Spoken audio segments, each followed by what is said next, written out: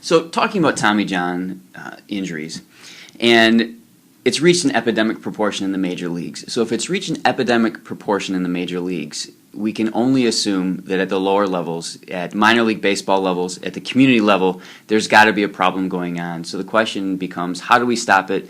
How do we adjust for it? What do we do to make a difference in the community and to make a difference in our young athletes coming up? So I've talked to Dr. James Lebolt. He's a sports orthopedic surgeon for the Spectrum Health Medical Group, and he was also trained by one of the preeminent surgeons who does this surgery, Dr. James Andrews, who is one of the individuals that many of the Major League Baseball players seek out.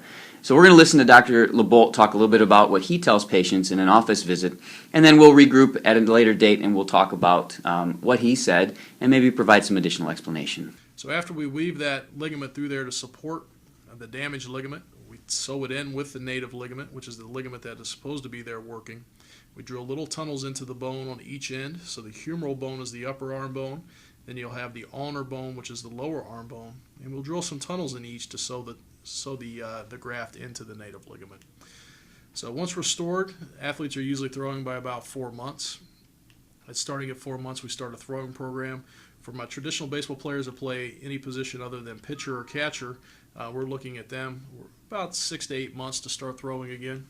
And then for our pitchers, overhead athletes, I tell them 12 to 18 months recovery. We have had some pitchers go back as soon as 8 months and pitch. However, traditionally, and what we see in our high-level throwers, it can be 12 to 18 months before they're starting to hit their peak benefit and peak stride again from the surgery.